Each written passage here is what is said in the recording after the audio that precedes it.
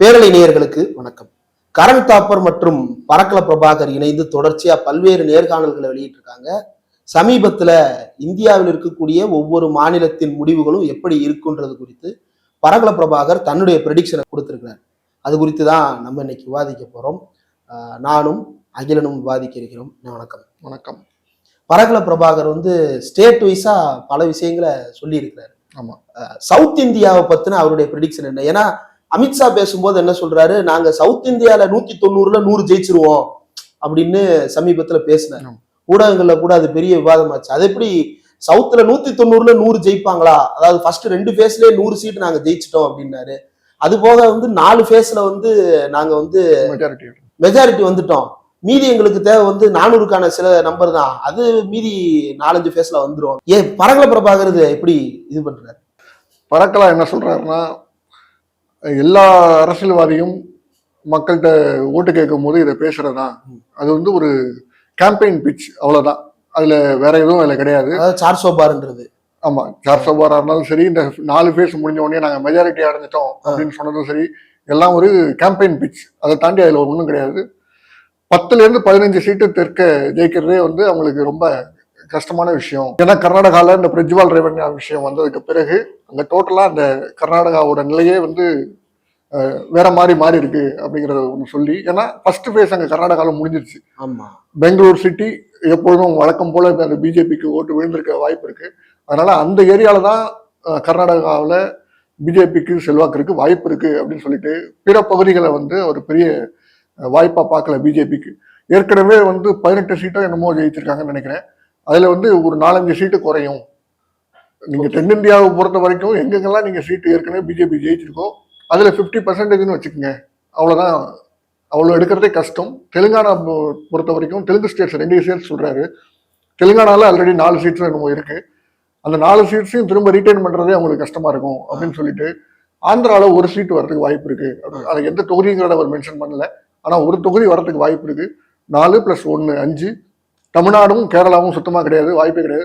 சிலர் சொல்றாங்க தமிழ்நாட்டிலையும் கேரளாவிலையும் நிறைய வளர்ந்துருக்கு பிஜேபி அப்படின்னு சொல்றாங்க. ஆனா ஜெயிக்கிற அளவுக்கு எல்லாம் வளரல. நோட்டா கூட 100 ஓட்டு அதிகம் வாங்குற அளவுக்கு வளர்ந்துருக்கு. ஆமா, 3 மடங்கா நீங்க எடுத்துக்கிட்டா கூட 9% தான் போன எலெக்ஷனுக்கும் இந்த எலெக்ஷனுக்கும் மாறி இருக்குமே தவிர 10 டபுள் டிஜிட்ல கூட அவங்களோட பர்சன்டேஜ் வராது அப்படிங்கிறத சொல்லிட்டு அங்க கேரளாவையும் தமிழ்நாட்டையும் 0ன்னு சொல்லிட்டு ஆந்திரா தெலுங்கானா சேர்த்து 5, மேக்சிமம் 5, 1 to 5 தான் சொல்றாரு. 1ங்கிறது ஆந்திரால வருங்கிறது தான். இந்த 4 போறதுக்கும் வாய்ப்பு இருக்கு தெலுங்கானால.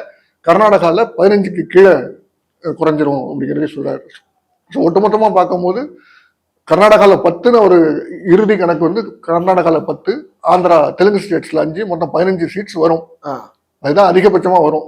அந்த அதிகபட்சமா அந்த 15 சீட்டு வந்தாலே நீங்க பிஜேபிக்காரங்க சந்தோஷப்பட்டுக்கலாம். தென்னிந்தியாவில் 15 சீட்டு கிடைச்சிருச்சு அப்படின்னு சொல்லி தென்னிந்தியாவோட நிலையே அப்படி சொல்லியிருக்காரு.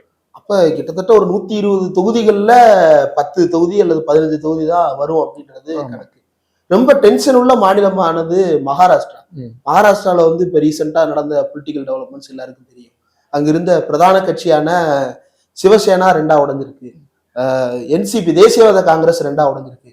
ஆனா நான் இப்ப டெல்லி போயிட்டு வந்த போது என்சிபியினுடைய 2வது ஃபேக்ஷன், அதாவது அஜித் பவார் ஃபேக்ஷனை பத்தி என்ன சொல்றாங்கன்னா, நம்ம SN சாகு உள்ளிட்டவர்கள்லாம் வச்சு நம்ம ஒரு கூட்டம் ஒண்ணு நடத்தியிருந்தாங்க.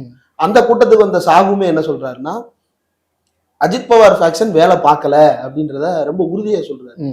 கேஸ் என்னைக்கு டிராப் ஆச்சோ அன்னையோட அஜித் பவார் கிட்டத்தட்ட கூட்டணியில இருந்தே டிராப் ஆன மாதிரி பிஹேவ் பண்றாரு. மோடி கேம்பெயினுக்கே அவர் வர்றது இல்லைன்ற அளவுக்கு சொல்றாரு.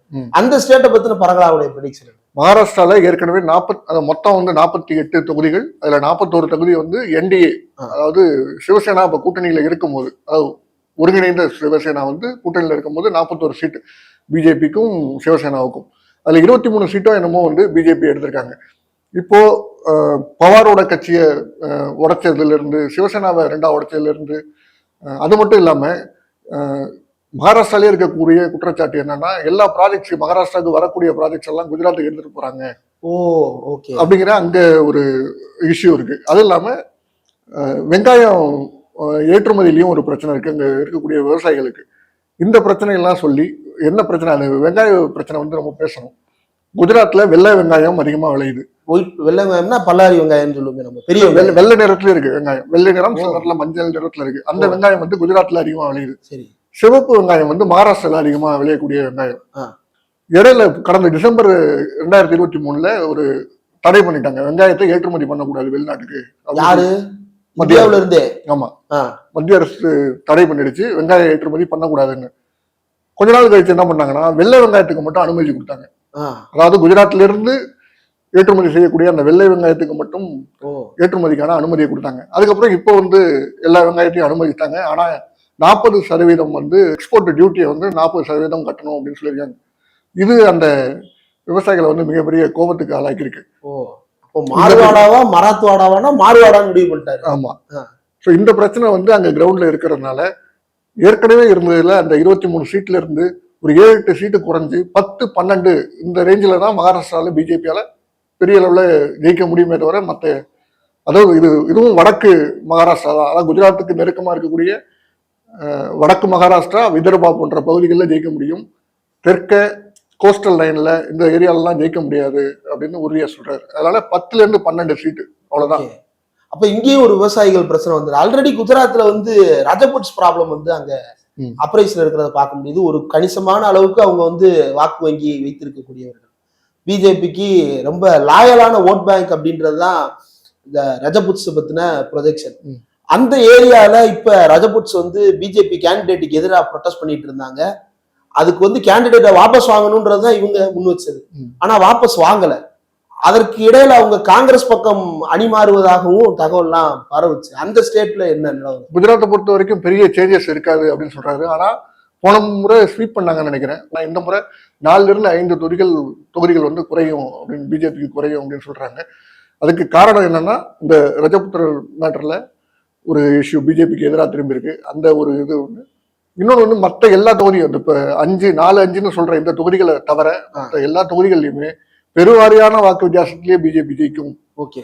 இந்த சில தொகுதிகளில் மட்டும் ரொம்ப நெருக்கமான ஒரு காம்படிஷன் இருக்கும். அதுல இந்தியா கூட்டணிக்கான வெற்றி வாய்ப்பு இருக்கு அப்படின்னு சொல்றாரு. 4-5 தொகுதிகள்ல குஜராத்ல 4-5 அப்படின்னு சொல்றாரு. அது எவ்வளவு நெருக்கமா வரும்னு தெரியல. குஜராத்ல 5 தோக்குறாங்க அப்படின்றதே, ஹோம் ஸ்டேட்ல 5 சீட்டு போகுது அப்படின்றதே வந்து பெரிய அவமானம் தான். உத்தரப்பிரதேஷ் மற்றும் அந்த ஹிந்தி பேசும் மாநிலங்கள், அப்படியே குஜராத்துக்கு இந்த பக்கம் வந்தோம்னா மத்திய பிரதேஷ், உத்தரப்பிரதேஷ், சத்தீஸ்கர், பஞ்சாப், ஹரியானா, டெல்லி, இந்த மாநிலங்கள் பற்றினது என்ன? உத்தரப்பிரதேசமும் பீகாரும் பத்தி மட்டும் தனியா பேசுவோம். அதுக்கு முன்னாடி ராஜஸ்தான்ல அசோக்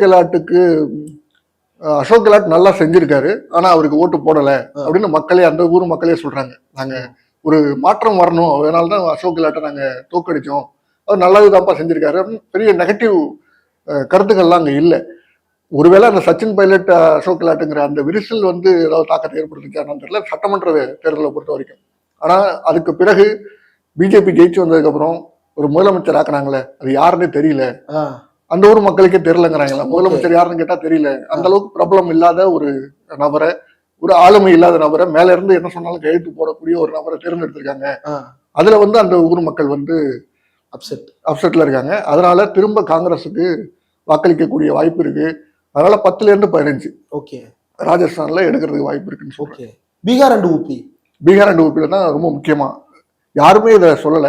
50 தொகுதிகள்ல தான் பிஜேபி ஜெயிக்கும், அதுக்கு மேல போறது ரொம்ப ரொம்ப கஷ்டம். 50க்கு குறையறதுக்கு தான் வாய்ப்பு இருக்கிறத வர மேல போகவே போகாதுன்னு அடிச்சு சொல்றாரு. அதுல இருந்து 10-15 சீட்டு குறையும். நம்ம 10னே வச்சுப்போம், 50 தாண்டி வர்றது கஷ்டம். பீகாரை பொறுத்த வரைக்கும் நிதிஷ்குமாரோட வேல்யூ வந்து குறைஞ்சிருச்சு. மக்கள் மத்தியில அவங்களோட கான்பிடன்ஸ் நிதிஷ்குமார் மேல இழந்துட்டாங்க. ஏற்கனவே வந்து 16 தொகுதிகளில் 2 பேரும் போட்டிட்டாங்கன்னு நினைக்கிறேன்.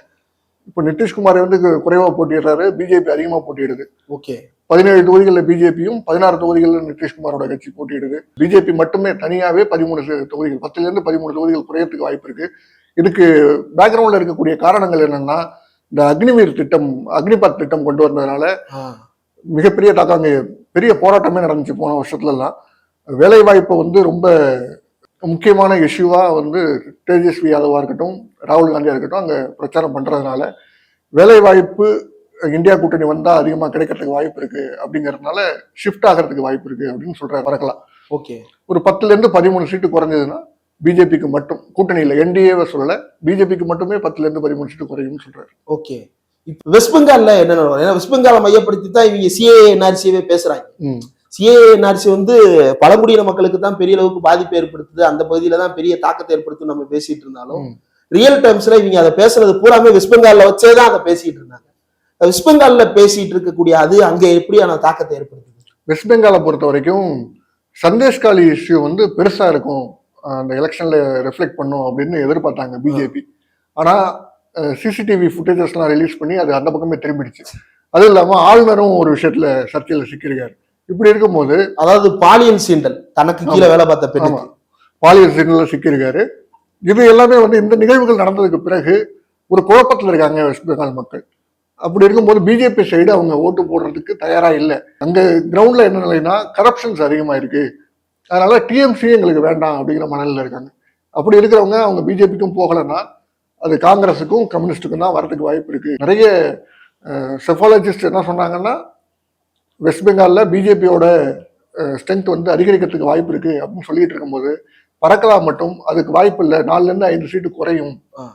அது இந்தியா கூட்டணி எப்படியாவது இந்தியா கூட்டணியோட கெயின் தான், அது காங்கிரஸ் அல்லது கம்யூனிஸ்டுக்கு தான் திரும்பும் அப்படிங்கிறத அவரு கணிக்கிறார். ஓகே, ஒரிசால இப்ப தமிழ்நாட்டு பஞ்சாயத்துல கிளப்பி வச்சிருக்காரு. ஒரிசால வந்து முதல் மீட்டிங் மோடி போடும் போதே வந்து நவீன் பட்நாயக் ஏதோ சீண்டிட்டார். நீங்க வந்து டிஸ்ட்ரிக்ட்ல இருக்கக்கூடிய தலைநகரங்களை சொல்லுங்க அப்படின்னு சொல்லி சீண்டுனது வந்து அது ஒரிசா மக்களுக்கு வந்து நவீன் பட்நாயக்குங்கிற ஒரே ஒரு தலைவர் தான். அந்த அந்த மக்களுக்கு அந்த ஒரு தலைவர் தான், இன்னொரு தலைவர் ஆல்டர்னேட்டர்னு அவங்க யாரையுமே பார்க்கல இது வரைக்கும். மோடி வந்து அவரை சீண்டினது வந்து அது ஏதோ கௌரவ குறைச்சல் மாதிரி, ஒரிசா மக்களுக்கே கௌரவ குறைச்சலை ஏற்படுத்தின மாதிரி மோடி பேசிட்டாரு அப்படிங்கிற மனநிலை இருக்காங்க. அங்கேயும் வாய்ப்பு இல்லை. அப்ப அதாவது இவரு போய் தமிழர் ஆட்சி செய்வதான்னு பேசுறாரு, நீயே குஜராத்தி தமிழனை பத்தி பேச நீ யாருன்ற அளவுக்கு இருக்க. குஜராத்ல இருந்து எதுக்கு உத்தரப்பிரதேசல வந்து போட்டி போடுறீங்கன்னு கேட்கலாம்ல. வாரணாசியில போட்டி. அது இல்லாம இந்த 129 நாடாளுமன்ற தொகுதிகள் இருக்கு ஒரிசால இருந்து கேரளா வரைக்கும் இந்த பகுதிகளில்.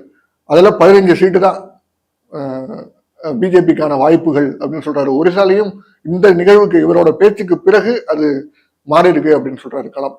ஓகே, ஓவராலா எவ்வளவு நம்பர் சொல்றாரு பிஜேபி கிடைக்கிறதா? ஓவராலா 200ல இருந்து 220 பிஜேபி மட்டும். அதோட கூடுதலா ஒரு 30 சீட்டு என்டிஏ கூட்டணி தான். ஓகே, கூட்டணியோட சேர்த்து 30 சீட்டு. அவருக்கு உறுதியா என்ன சொல்றாருன்னா பிஜேபியும் ஆட்சி அமைக்காது, பிஜேபி கூட்டணி அதாவது என்டிஏ கூட்டணியும் ஆட்சி அமைக்காது, நிச்சயமா வேற ஒரு கூட்டணி தான் ஆட்சி அமைக்கும் அப்படிங்கறத சொல்றாரு. இப்ப இவ்வளவு தூரம் இதை எல்லாத்தையும் பார்க்கும்போது ஒரு விஷயம் கிளியர், பிஜேபி அல்லது என்டிஏ அப்படின்றது 210 to மேக்சிமம் 240 அவ்வளவுதான் பிஜேபியால வின் பண்ண முடியும். Which is lower lesser than the majority கிடைக்கல அப்படின்றது உறுதியா ரெடி பண்றாங்க. இவர் மட்டும் இல்ல, பிஜேபியை சேர்ந்த சோர்ஸ்களே கூட பலரும் சொல்ற தகவல் என்ன அப்படின்னா அந்த அளவுக்கு மோடி வேவ் இந்த தடவை இல்ல. இதற்கு முன்னாடி மோடி அப்படின்ற அந்த பிம்பத்தின் மீது ஒரு பெரிய காதல் உருவாக்கப்படுவதற்கான ஒரு வேலையை செஞ்சாங்க. அதுக்கு இவங்க முன் வச்ச அஸ்திரம் என்னன்னா தேசியவாதம். புல்வாமாவா இருக்கட்டும், பதான்கோட்டா இருக்கட்டும், இது எல்லாத்தையும் முன் வச்சு அவங்க ஒரு தேசியவாத பிரச்சாரத்தையும் அந்த தேசியவாதத்தின் முகமாக மோடியையும் முன் வச்சாங்க. ஆனா இன்னைக்கு நீங்க பாத்தீங்கன்னா தேசியவாதம் அப்படின்ற அந்த பேச்சு இல்ல. அதை தாண்டி ஓபிசின்ற பிரச்சாரம் தான் முன்வைக்கிறாங்களா? அதுவும் இல்ல. அல்லது ஹிந்துன்னு முன்வைக்கிறாங்களா? அதுவும் இல்ல. மோடின்ற ஐடென்டிட்டி, அதுக்கு கீழே இதெல்லாம் அப்படின்னு வந்து நிக்குது. போன எலெக்ஷன்ல எப்படி இருந்தது? நேஷனாலிட்டின்ற ஒரு ஐடென்டிட்டி, அதனுடைய பிரச்சாரக்காக மோடி. இந்த தடவை மோடி தான் ஐடென்டிட்டி, மோடியினுடைய பிரச்சாரக்கு என்னென்ன அப்படின்னா நேஷனாலிட்டி, ஐடென்டிட்டி மற்றும் காஸ்ட் இப்படின்னு சொல்லிட்டு மோடிக்கு கீழே அது எல்லாத்தையும் சுருக்கி வச்சிருக்கிறாங்க. இதுவே பிஜேபிக்கும் ஆர்எஸ்எஸ்க்கும் இடையில ஒரு பெரிய ஒரு டக்கை கிரியேட் பண்ணிருக்கு அப்படின்னு தான் பார்க்க முடியுது. ஏன்னா பிஜேபி அல்லது ஆர்எஸ்எஸ் பொறுத்த வரைக்கும் இதற்கு முன்னாடி வரைக்கும் எப்படின்னா அது வந்து ஒரு வாஜ்பாயே எப்படி முன்னிறுத்தப்பட்டாருன்னா ஒரு சாஃப்டான தலைவரை முன்னிறுத்தி கொண்டு வல்கரான வேலைகளை பின்னாடி செய்து கொள்வது அப்படின்றது தான். பட் ப்ரொஜெக்ஷன் எப்படி இருக்கணும்னா சாஃப்டா தான் இருக்கணும் அப்படின்றது தான் அவங்களுடைய நோக்கம். அதே போல ராணுவ ஆட்சியோ அல்லது எமர்ஜென்சி மாதிரியான போக்குகளையோ ஆர்எஸ்எஸ் வந்து நேரடியாக விரும்பாது அப்படின்றது ஒரு கருத்து. அது ஏன்னா அவ்வளவு ஜனநாயகவாதிலாம் இல்ல, எமர்ஜென்சி மாதிரியான அல்லது வந்து ஒரு கூப் மாதிரியான விஷயங்களை நடத்தி ஆட்சியை பிடித்தால் அது ரொம்ப காலம் தக்க வைக்க முடியாது. அப்படி ஒரு கிளர்ச்சியை நம்ம உருவாக்கணும்னா அதற்கு எதிர்ப்புரட்சி ஒன்று உருவாயிரும். அப்ப அதை கவுண்டர் பண்றதுக்கு மறுபடியும் நம்ம இன்னொரு 10-50 ஆண்டுகள் செலவிட வேண்டியது இருக்கும். அதனால அதுக்குள்ள போய் மாட்டாம எப்படியாவது ஒரு மெஜாரிட்டியை ஃபார்ம் பண்ணிடுறது, அதற்கு வந்து எதிர்கட்சி எம்எல்ஏக்களை விலைக்கு வாங்குறதா இருக்கட்டும் அல்லது வந்து அதிகார மையங்களை கட்டுப்படுத்துவதா இருக்கட்டும், இதுதான் ஆர்எஸ்எஸ்னுடைய வேலை. வெளிப்படையா ஜனநாயக விரோதிகள் போல தோற்றமளிக்காவிட்டாலும் ஜனநாயகத்திற்கு மிகப்பெரிய கேவலத்தையும் கேட்டையும் ஏற்படுத்தி கொண்டிருப்பது இந்த RSSம் பிஜேபி தான். இந்த இடத்துல இருந்துதான் இப்ப அடுத்தடுத்த சந்தேகங்கள் வருது. மோடி இதற்கு முன்னாடி தன்னை ப்ரொஜெக்ட் பண்ணாலும் கூட பிஜேபி என்டிஏன்ற வார்த்தைகள்லாம் பயன்படுத்தினார்.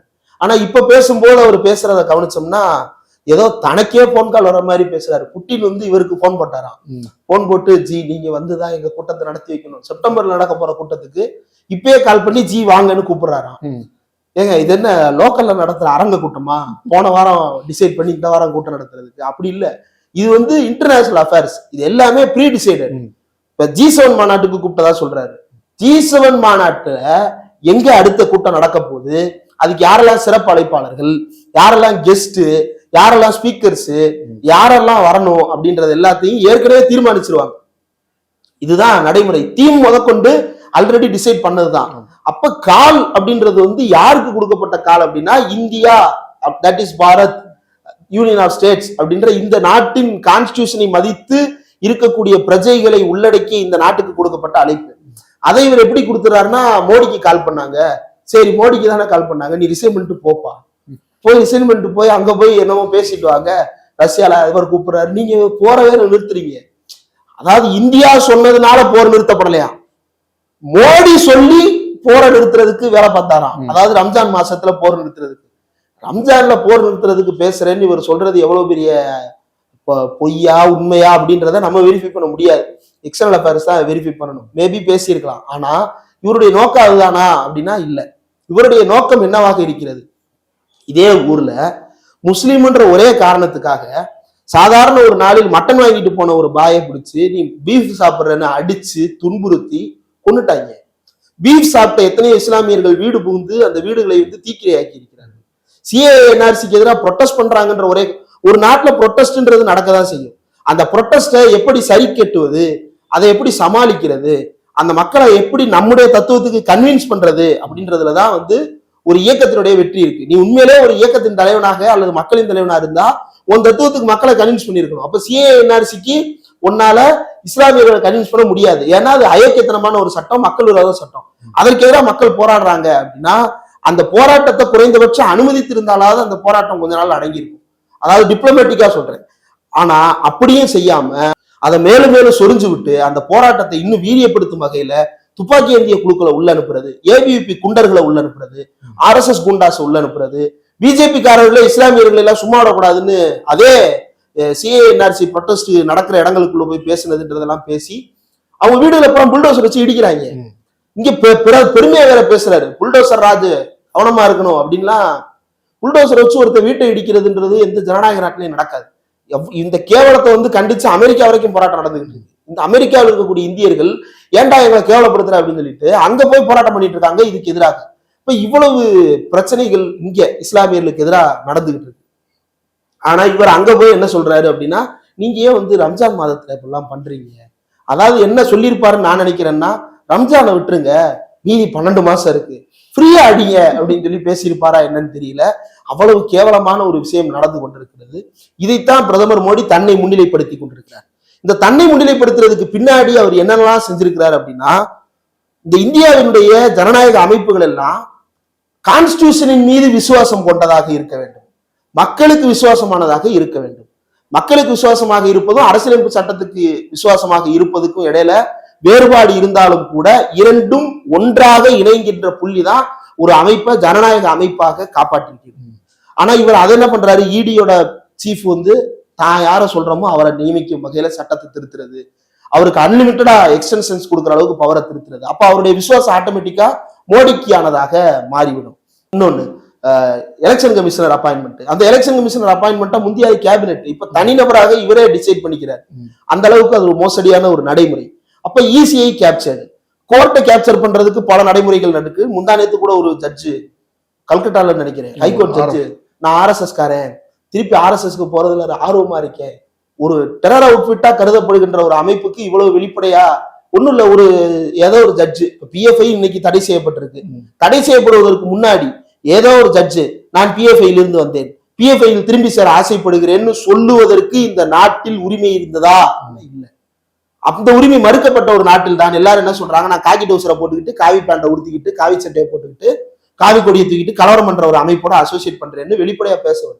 இப்ப இவ்வளவையும் ஜனநாயக அமைப்புகளை பூரா படுகொலை பண்ணிட்டு அந்த அமைப்புகளின் தலைமைகளை பூரா தனக்கு விசுவாசமானவர்களாக மாற்றி வைத்துக் கொண்டு தன்னை மட்டுமே முன்னிறுத்தி கொள்கிறது அப்படின்றதுதான் ஒரு பாசிஸ்டினுடைய எழுச்சியாக அல்லது ஒரு ஆட்டோகிராட்டினுடைய ஒரு எலக்ட்ரல் ஆட்டோகிரசியினுடைய உச்சகட்ட கொடுமையாக பார்க்க முடியுது. இன்னைக்கு அதை விட உச்சகட்டமா போய் நான் எங்க அம்மா மூலமா தான் பிறந்த நாட்டுறதே எனக்கு தெரியல அப்படின்ட்டாரு.